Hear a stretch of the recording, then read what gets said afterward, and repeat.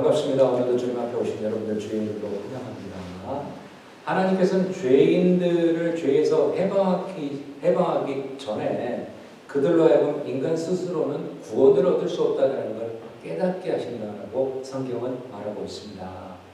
로마가 페르시아의 공격을 받아 전쟁에 휩쓸렸을 때 설화입니다. 로마는 전쟁하는 동안 재원이 거의 바닥날 지경에 있었습니다. 그런데 로마의 총독은 어디엔가 하나님의 큰 보배를 가진 사람이 있다는 소문을 듣게 됩니다. 그래서 그는 그 수소문한 끝에 로렌스라고 하는 사람을 찾게 되었습니다.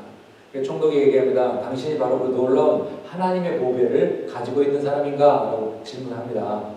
하나님은 전능하신 분이기 때문에 그 보배가 없어도 되지 않겠나? 라고 이렇게 얘기를 합니다. 그러면서 총독은 얘기합니다.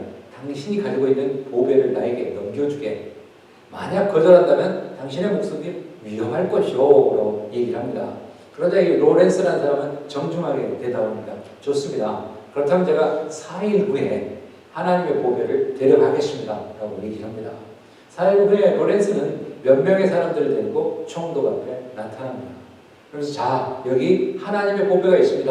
라고 얘기를 합니다. 그래서 아니 웬 사람들이요? 라고 하면서 총독은 충격을 받았고요. 노여움에 좀 가득 찬 그런 모습이었습니다. 로렌스는 죽음을 각오하면서 각오한 얼굴로 이렇게 총독에게 대답합니다. 하나님의 보배는 하나님을 찬양하는 그리스도인입니다. 그리스도인이 바로 하나님의 보배입니다. 라고 얘기를 했다는 거죠. 하나님의 외아들인 예수 그리스도께서 죽기까지 사랑하신 하나님의 자녀보다 더 귀한 보배가 어디 있겠느냐라는 거예요. 요셉을 잘 아는 애국왕 바로가 이스라엘 백성들의 번성함을 보고 위기감을 갖습니다. 그리고 이스라엘 백성들을 더욱 고통스럽게 하고 그들에게 고역을 이렇게 줍니다. 그런데 하나님께서는 하나님의 계획대로 이스라엘 백성들이 어려움을 겪으면 겪을수록 더 번성하게 만들어버립니다. 그러자 이 번성의 축복을 누리자 바로는 전략을 바꿉니다. 산파들에게 얘기하는 거죠. 남자아이가 태어난 즉시 죽여라 라고 얘기를 합니다. 그러나 산파들은 현실 속의 권력에 복종하지 않고 천지 만물을 창조하신 하나님을 두려워해서 남자아이들을 죽이지 않고 살렸습니다. 이 사실을 알게 된 바로는 산파들에게 추궁을 합니다.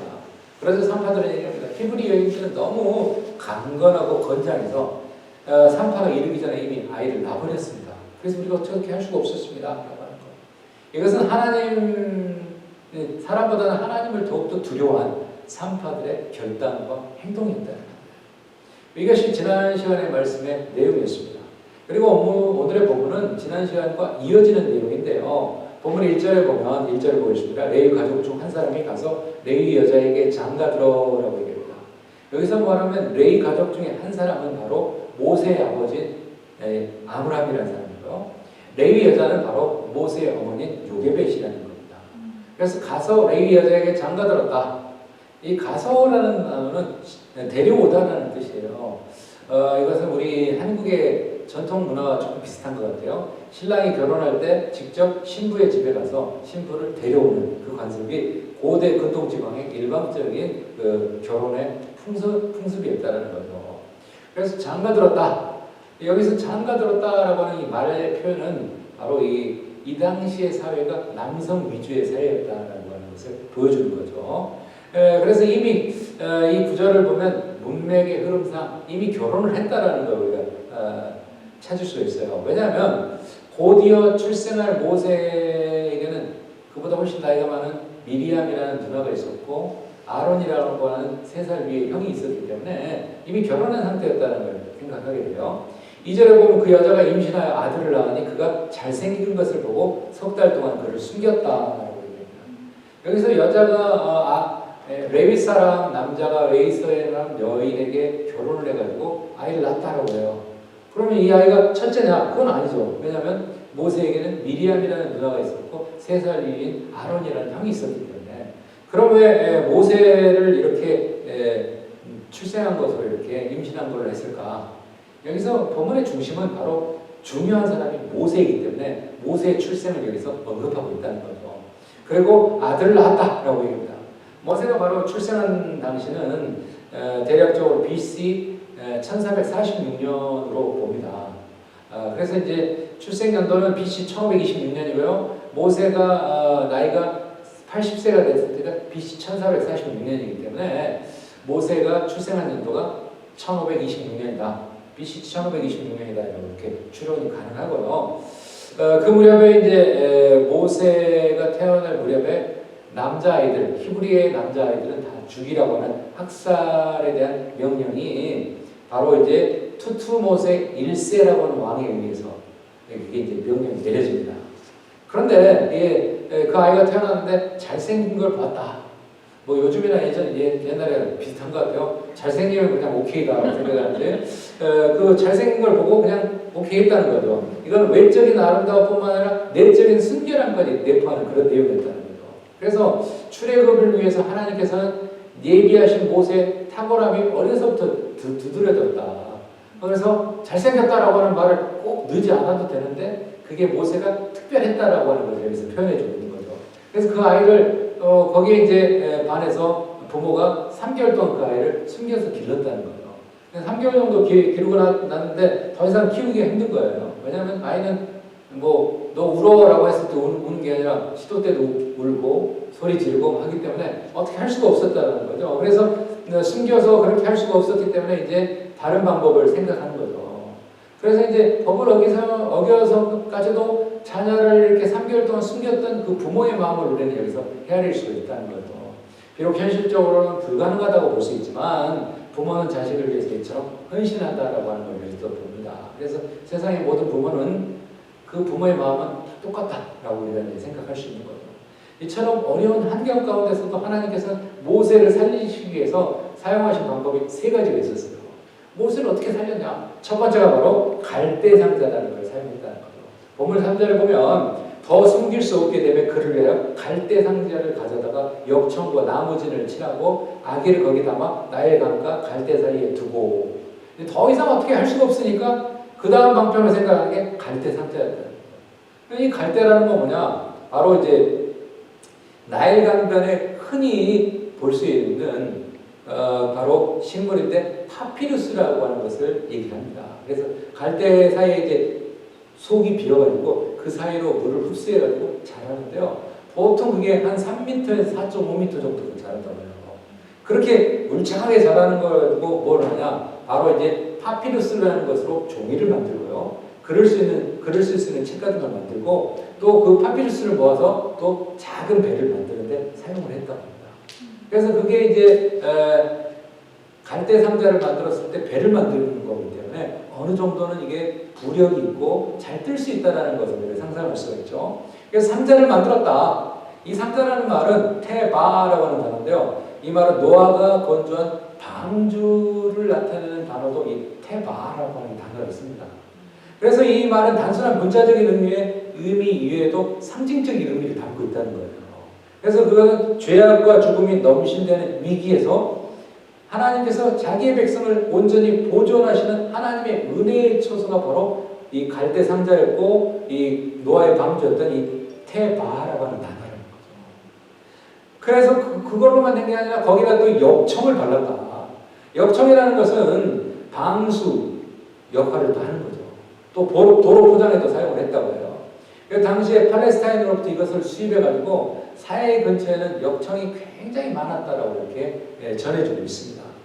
나무 진과 더불어서 이것을 칠한 것은 어떤 거냐? 바로 물이 갈대 상자 사이에 스며들지 않도록 방수의 역할을 하는 거였다는 거죠. 그래서 어떻게든 아들을 살려보려고 하는 모성애의 표현이 바로 이 역청을 바른 거였다라고 생각할 수 있다는 거예요. 그래서 모세를 살리려고 하는 철저한 하나님의 구원의 계획이 모세 부모를 통해서 이렇게 실행되고 있는 것을 보게 됩니다. 그러면서 이제 또 하나 방법은 또 이제 두 번째 방법은 어떤 방법이었냐? 바로 모세의 누이를 하나님이 사용하셨다. 본문 4절 볼까요? 본문 4절을 보면 그의 누이가 어떻게 되는지를 알려고 멀리 섰더니 그의 누이가 바로 이제 제가 아까 말씀드렸던 이 미리암이라고 하는 누나였다는 거예요. 그래서 그 누나가 이 갈대 상자가 어떻게 되는가라고 하면서 멀리서 보고 있었다는 거예요. 그래서 뭐냐면 약간의 불안함과 또 이렇게 그 아이의 신변에 대한 염려의 마음이 담겨 있었다는 거예요. 그냥 저 아이가 어떻게 될까? 이걸 멀리서 지켜보고 있었다는 거죠. 7절에 보면 그의 누이가 바로의 딸에게 이르되 내가 가서 당신을 위하여 히브리 여인 중에 유모를 불러다가 이 아이에게 젖을 먹이게 하리까라고 얘기합니다. 우리는 여기서 봤을 때 이제 모세의 누이가 이렇게 진행되는 과정에 그 굉장히 중요한 역할을 하고 있다는 것을 보게 돼요. 독수리의 날개로 어버라고 하는 책에 보면 그런 얘기가 나와요. 어미 독수리의 날개에 업힌 새끼는 불안해하거나 두려워할 필요가 없습니다. 어미의 날개는 강력한 힘을 지닌 보호처이기 때문이다. 하나님의 명령으로 지은 노아의 방주 40일 동안 40일 밤낮으로 이렇게 비가 쏟아져 내렸고 이 물이 땅에서 150일 동안 이렇게 넘실거렸음에도 어느 한 곳 허술한 곳이 없고 안전했다는 거. 노아의 방주가 물이 샜다라는 기록이 있잖아요. 아주 안전했다는 거예요. 지금 내가 고통 중에 있을지라도 하나님께 맡기고 우리가 기다려야 된다. 하나님만을 의뢰하고 잠잠히 하면 한다는 거예요. 우리는 내가 약한 인간임을 빨리 시인하는 게 우리가 고생을 덜하는 방법입니다. 그래서 내가 내 힘으로 한번 해보고 내가 아는 인맥을 동원하고 내가 할 수 있는 방법을 다 사용해야지 라고 하면 그때 고생하는 거예요. 그거 다 해보고 나중에 안 되니까 하나님 어떻게 할까요? 처음부터 하나님을 찾아왔으면 또 고생 덜하는 거 아니야. 고생 덜하는 거 아니야. 그리고 하나님께 우리가 모든 걸 맡기고 하나님 인도해 주세요라고 했다면 고생을 덜 할 건데 우리는 일반적으로 내가 아는 지식, 나의 경험, 나의 주변의 사람, 나의 방법을 다 사용해보고 하도 뭐 이렇게 모든 걸 다 사용했는데 시도했는데 실패하자 그때 가서 하나님 살려주세요라고 한다는 거예요. 그러나 이제 모세의 구하는 구출하는 그 과정에서는 하나님께서 철저히 관여하고 계시는 것을 보게 됩니다. 하나님은 자기에게 소유된 자를 구원하시고 계신다는 걸 우리는 역사적으로 우리는 압니다.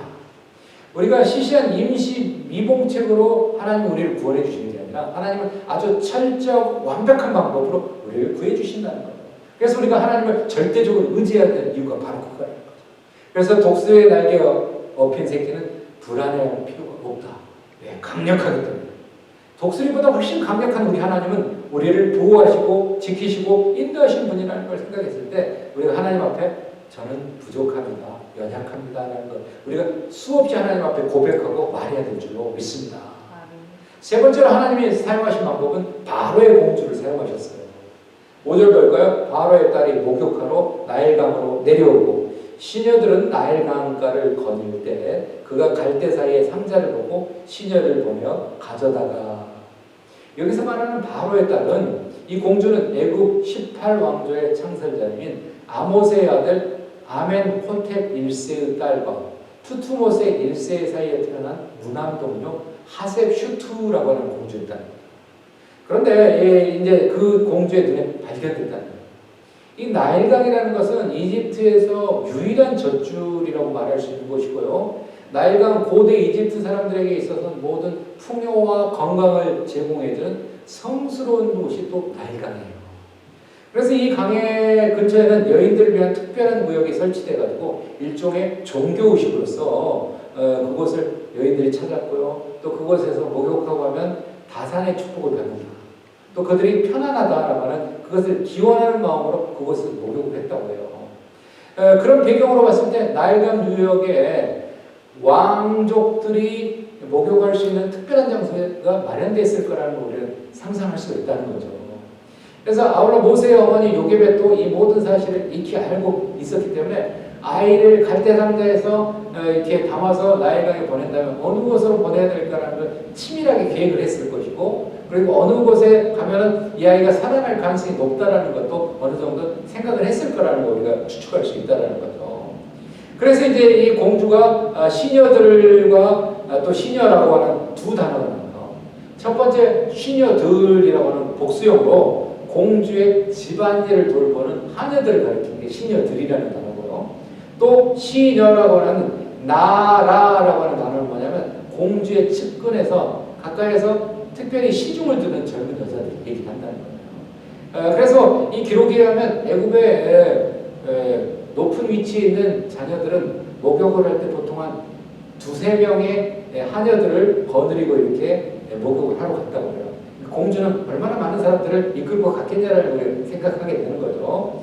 그리고 이제 그 시녀들이 어떻게 하냐, 거닐었다. 이리저리 배회했다는 거예요. 그래서 그래서 시녀들은 공주가 목욕하는 동안 주위를 감시하고 경관을 즐기면서 이렇게 여유로운 시간을 보낼 수 있었다는 거죠. 그런데 마치 공주의 눈에 갈대상자가 보였다는 거죠. 그래서 보고라고 하는 주시했다는 거죠.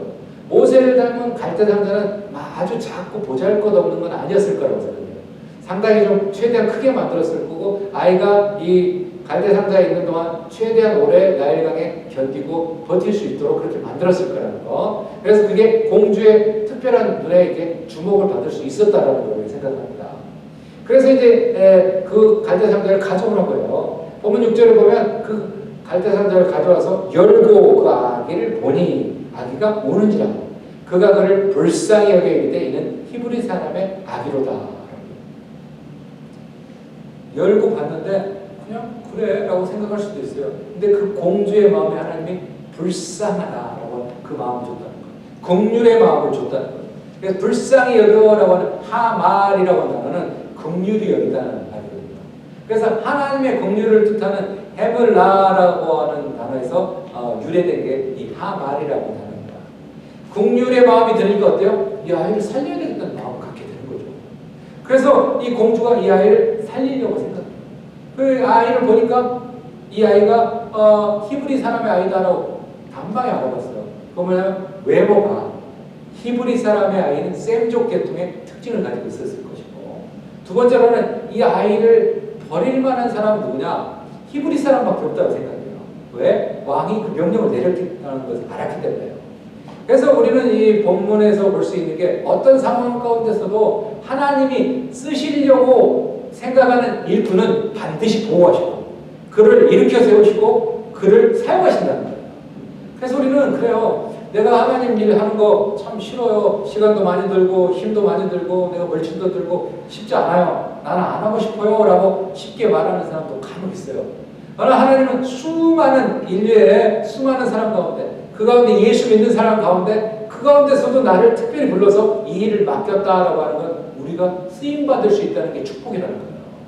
쓰임받을 수 있을 때 우리가 하나님께 아멘하면서 우리가 화답하며 나가는 거예요. 우리가 예를 들어서요 90세 100세가 됐다고 생각해봅니다. 100세 대신 뭐 할머니 할아버지 누가 봉사하세요 하겠어요 교회에서? 아니 그냥 가만히만 계세요. 그냥 숨만 잘 쉬고 계세요. 걸음이나 조심하세요. 그래요. 우리가 10대 20대 30대 젊을 때 하나님이 우리를 불러 쓰시면 아멘하고 써야 돼요. 왜? 우리 인생 우리가 하나님께 쓰일 수 있는 시간이 그렇게 많은 건 아니라는 거예요. 내가 거절하면 하나님은 또 다른 사람을 들어서 사용하십니다. 그래서 우리가 하나님께 쓰임받을 때 하나님 감사합니다. 내가 쓰일 수 있다는 게 축복입니다 생각하면서 우리가 복종할 수 있어야 된다는 거예요. 그래서 하나님은 모세를 사용하시려고 이 가운데 공주를 사용하고 계셨다. 바로의 공주는 모세의 누이를 통해서 유물을 불러다가 젖을 먹이고 아이를 양육하게 됩니다. 그 원인이 뭐예요?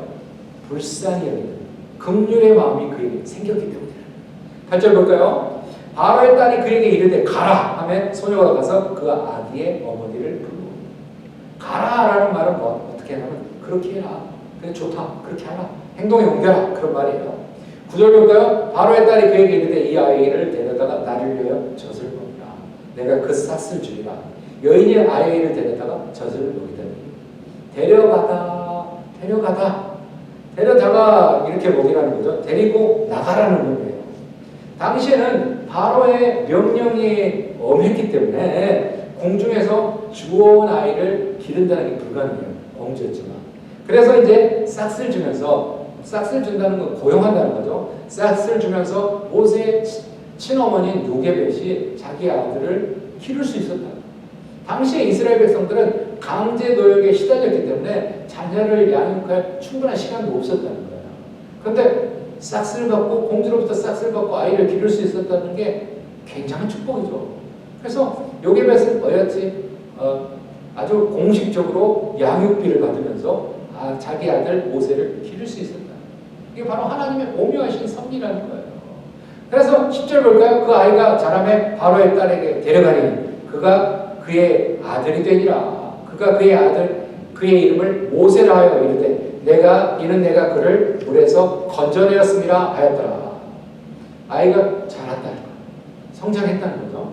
그래서 성장하니까 그를 공주에게 데려갔다. 이스라엘 사람들은 당시에 보통 그랬다고 합니다. 보통 한 3살 정도 되면 젖을 끄는 게 일반적이었고요.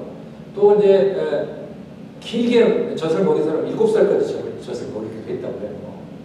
따라서 그 아기가 바로의 공주가 되어진 나이는 대략 3, 4세 정도 됐을 거라고 우리가 생각할 수 있다. 그러면서 젖을 먹으면서 그 아이에게 너는 이스라엘 백성이다. 너는 또 하나님을 아는 민족이다. 라고 하는 것을 직관적으로 엄마가 맨날 그렇게 가르쳤을 거 아니에요. 비록 공주 아들이 됐지만 그런 교육을 받았을 거예요. 그래서 나중에 이제 모세가 하나님 앞에 이제 쓰임받게 되는 과정들을 보면 그런 부분이 나타나는 것을 보게 됩니다. 그래서 이제 그의 아들이 되리라라고 해요.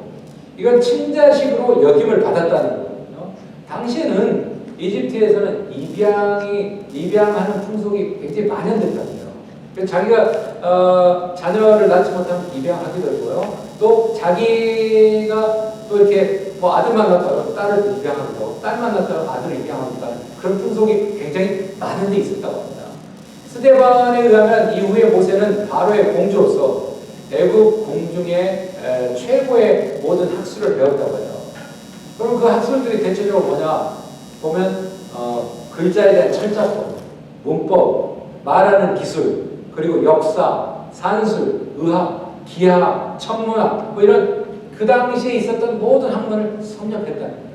그래서 모세가 이 왕이 되는 훈련을 그때 받은 거예요.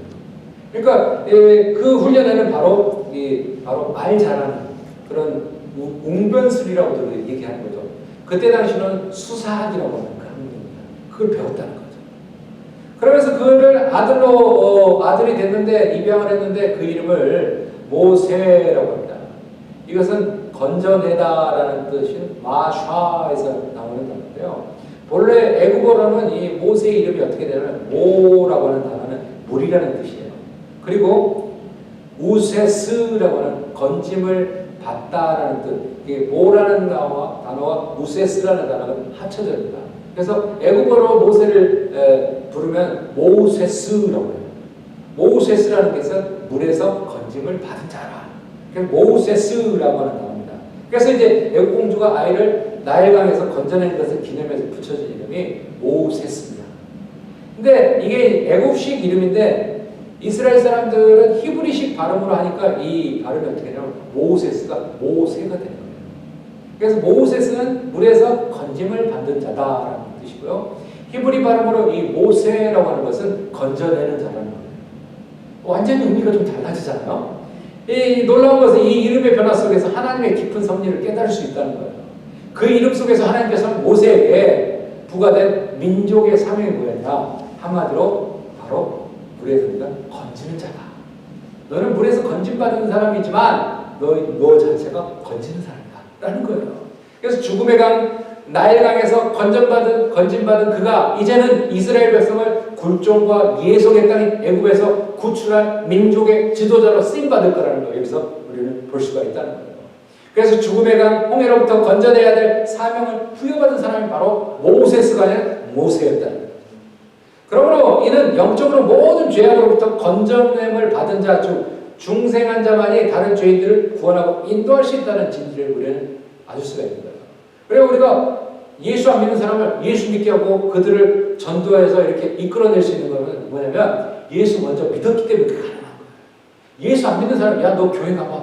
라고 하는 말 잘 하기 쉽지 않습니다. 거의 안 나와요. 예수 믿는 사람, 야, 우리가 예수 믿고 구원받자. 우리가 예수 믿고 죄사함 받자. 우리가 하나님 믿고 하나님 자녀 되자. 라고 말할 수 있다는 거죠. 사랑하는 성도 여러분, 뿌리 깊은 영성이라는 책에 보면 그런 내용이 나와요. 성자라고 불리우는 사람들을 연구해 보면 대단한 업적을 많이 넘기거나 성취를 이룬 사람은 아니다. 다만 그들의 동기가 항상 순수했다는 것. 영혼을 향한 그들의 영혼을 향한 사랑이 그들의 삶의 동기였고요. 삶의 원리였다는 것. 그리고 그들이 끼친 영적 감화력이 대단히 아름다웠다는 것. 그래서 우리는 영혼을 향한 사랑, 너무 크고 거창하게 들리지만 그러나 한번 우리가 사랑을 하면 오래오래 사랑하는 변치 않는 마음, 세월이 흘러도 자라나고 깊어지는 사랑, 거기서부터 영혼을 향한 위대한 사랑이 시작된다. 영혼의 전도자는 자신의 목표가 아닌 하나님 아버지의 애타는 심령으로 잃어버린 영혼을 바라본다. 그래서 왠지 그 사람을 바라보면 불쌍해요. 그 사람이 보면 내가 눈물 나고 그런 경우가 있잖아요. 외적으로 보면 그 사람이 나보다 더 많이 배웠고 더 많은 걸 가지고 있고 더 많은 걸 누리고 있는데 그 사람만 보면 이상하게 내가 그 사람만 보면 그 사람 보면 정말 안타까운 마음이 들고 그 사람만 보면 눈물이 나. 왜? 영혼에 대한 사랑의 시각으로 보기 때문이라는 거죠.